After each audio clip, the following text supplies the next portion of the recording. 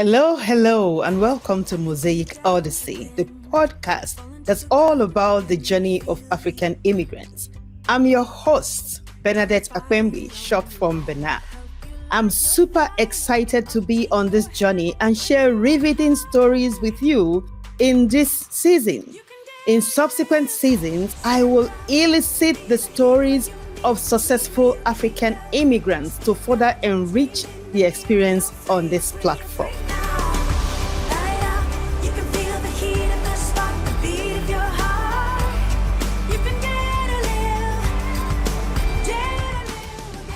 Hello, and welcome to Mosaic Oddyssey. I'm so excited about episode 2 today. We are diving into the adventure proper. Get ready to digest the substance of the story. The threads of time theme for today's episode is effortless chic. This is our effortless chic style for this episode. It is a sky blue semi-structured jacket on a color block above the knee skirt, paired with a white or cream camisole, a chunky pink neckpiece, and a chain drop earring. Finish the style with a navy blue pump and a fancy frame if you wear glasses. The jacket may also be combined with a long black pair of pants that sits comfortably on the waist, requiring no belt. Switch the pink neckpiece to a green chunky neckpiece. Add a black tote with either a silver or gold hardware, and you're good to go. In the Journey Unveiled segment today, I will talk about when and why I left the shores of Nigeria. I will examine the 3 high-ticket priorities when you immigrate to the US. Looking back, is there anything I would have done better to make the transition seamless? We'll talk about that. In what ways has the migration made me a stronger and better person? What advice will I give to someone about immigrating? What advice will I give to someone thinking about immigrating? When and why I left the shores of Nigeria? It was a Wednesday night in the month of November 2002, after the day's hustling in Lagos, Nigeria. I sat on the couch in the living room. I had previously positioned it opposite the standing fan, swelling from left to right, just to cool down a little bit. I remember just being thankful for light because at that time, the nation's electrical power authority, NEPA, was anything but what it was supposed to be. The acronym at that time had become Never Expect Light Anytime. So anytime you had the privilege of having full light, you're very grateful. So I was really sitting down on the couch, being thankful for the light. Anyone here can reckon with me on that, right? Shortly, I dozed off. I remember speaking to my husband briefly, and that was it. And then I was awakened by the buzz of a jarring flip phone by my side. I grabbed the phone, flipped up the cover, and swiped to answer the call, all in one swift move, just to realize it was midnight already, and on the other side of the flip phone was Tony, my brother's voice. I'm sure by now you're wondering, 21, 22. Yeah, I'm married to a Tony. My older brother is Tony. Everybody around me is Tony. But anyway, that's by the way.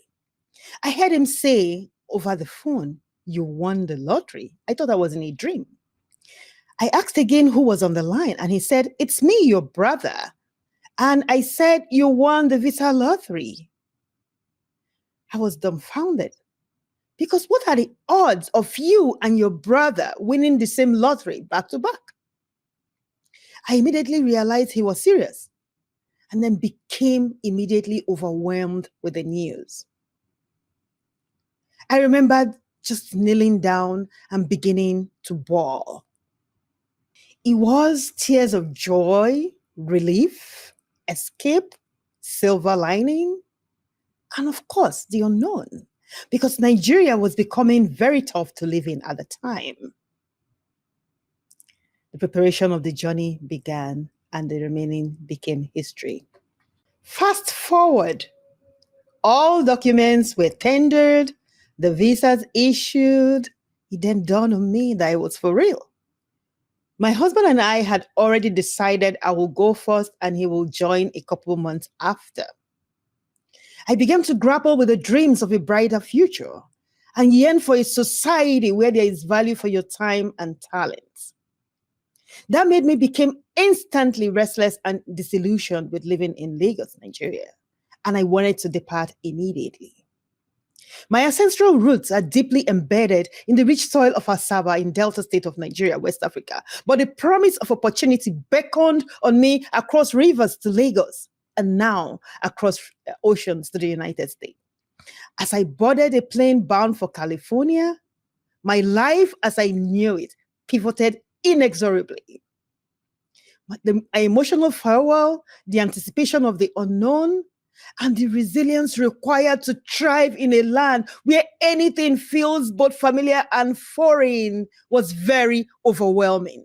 On the day of departure, I remember the tearful goodbye at Murtala Mohammed International Airport as I left behind my husband and the scent of pine that lined the streets. I was just married for 2 months after dating for 1 year and now moving to a foreign country without my social support. I came to the conclusion that change is difficult, but you have to make a decision either to stay in your comfort zone and maintain insane status quo or take a leap and see what's on the other side.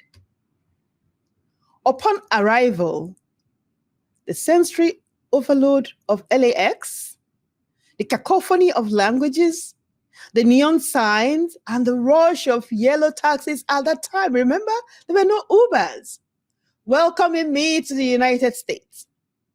Though I stayed with my older brother whilst waiting for my husband to make it over to the US, it wasn't only grappling with a new country, but also a new relationship.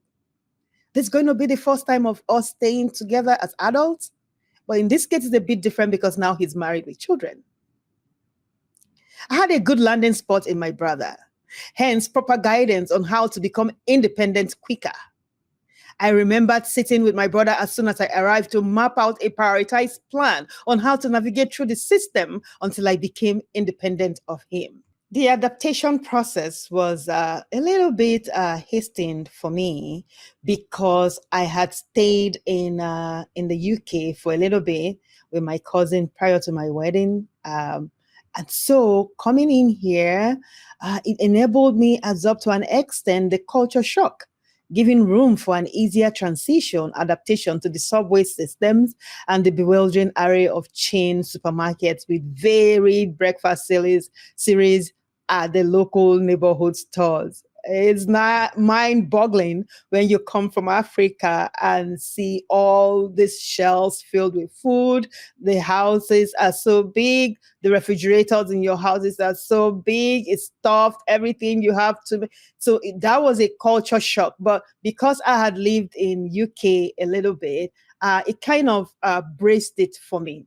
So it was a little bit easy. For cultural adaptation, we African immigrants, we often arrive in the United States seeking economic advancement. We are willing to take any job and adapt to our new environment, irrespective of our foundational education level. Like we say in Africa, when you know, right? What is important to us at that time is to begin establishing a new foundation as quickly as possible. So we take any job just to get started. We don't lazy around. We don't have it in our blood. When we come in here, we are fixed set. We know what we want. We know how to go about it. So the cultural adaptation is usually a little bit easier for us. Cultural identity. Maintaining identity at that time was very important to me. I began learning to balance preserving my cultural heritage and my spirituality while embracing the American dream, the Western culture. This has really taken a long time and it remains a work in progress. And for historical context, African immigrants have diverse, rich cultural heritage. Some are complex and some are simple. We tend to adhere to the ones that are simple to transition into the Western culture while we are here.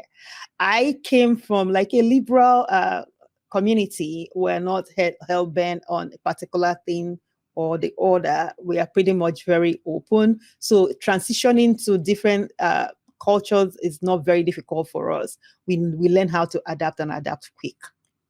That was what it was for me.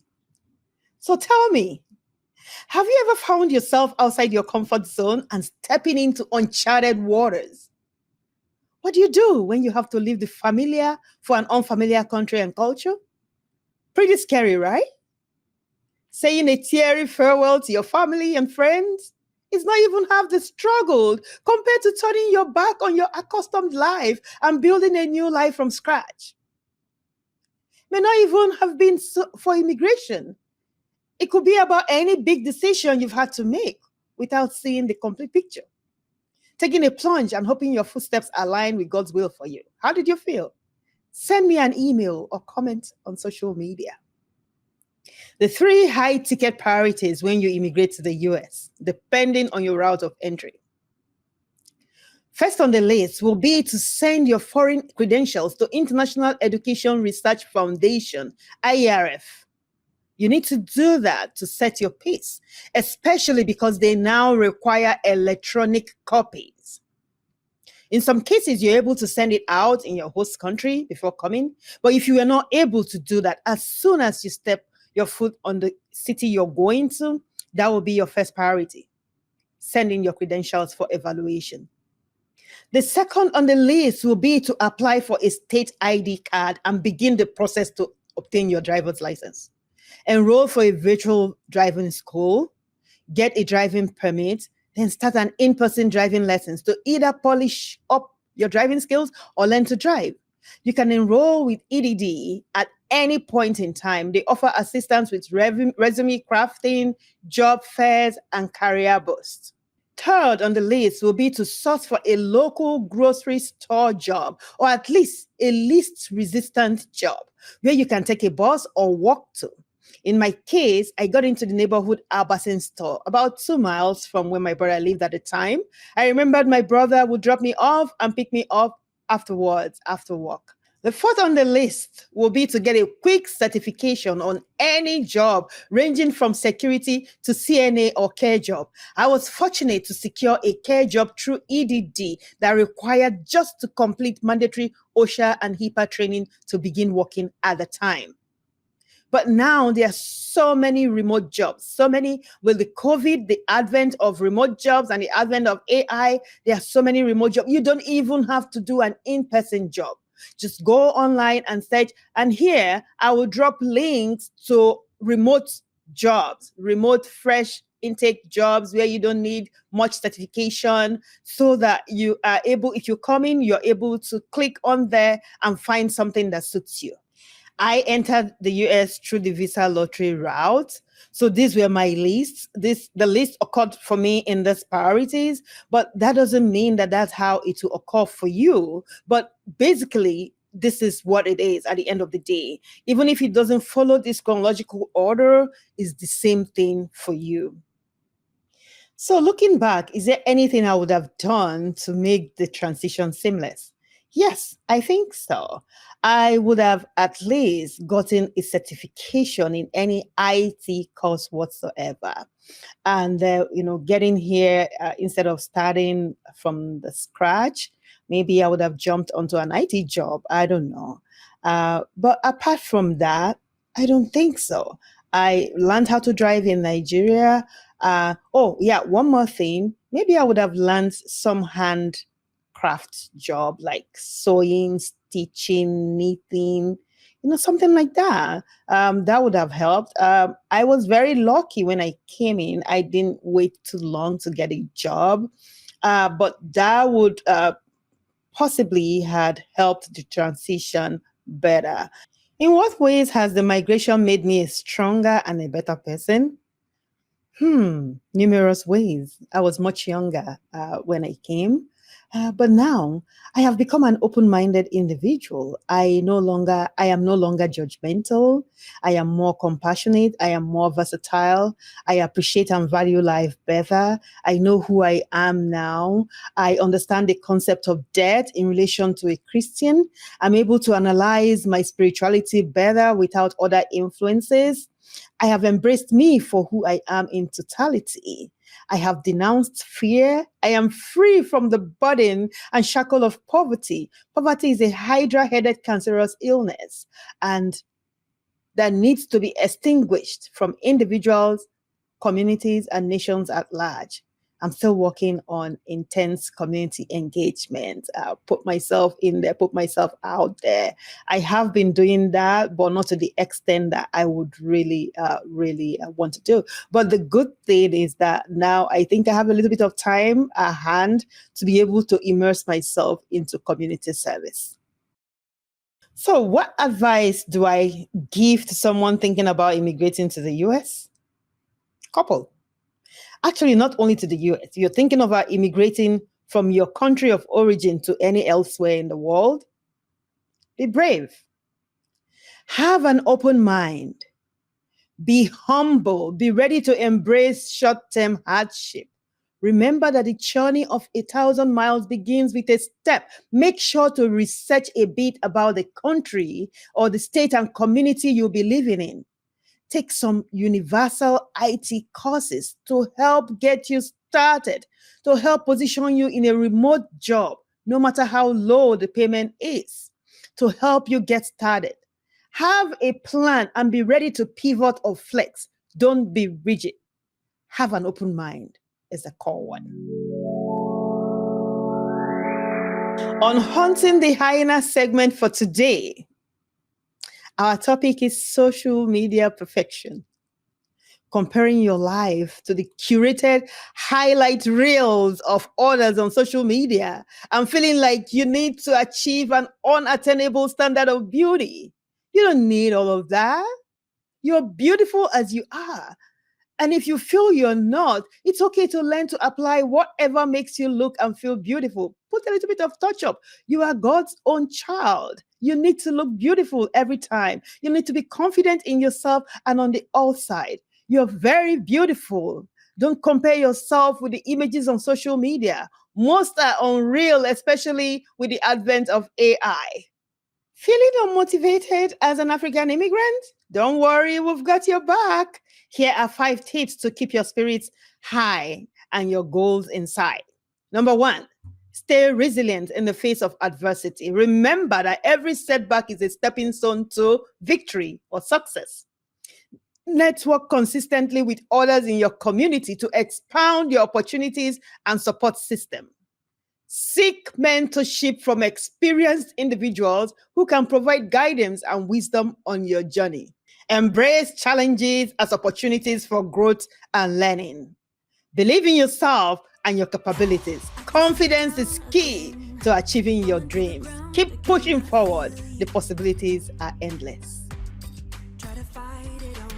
You've been listening to Mosaic Oddyssey with Bernard, the show that celebrates the strength and resilience of African immigrants. Thanks for tuning in. As we come to the end of today's episode, I want you to imagine a star-lit sky, and within each star, a story waiting to be told. We'll catch you next week with another compelling episode. Stay connected and empowered. Join our community of listeners by subscribing to Mosaic Oddyssey podcast on your favorite platform. Don't miss our next episode filled with inspiring stories and powerful insights. Email with any questions, remarks, or thoughts to info.mosaicoddyssey@gmail.com. I'd love to hear from you. If you enjoyed this episode, please give Mosaic Oddyssey with Bernard a 5-star review on iTunes, Spotify, or your favorite platform. Follow me on social media, Instagram, Facebook, YouTube, TikTok, LinkedIn. Bye for now.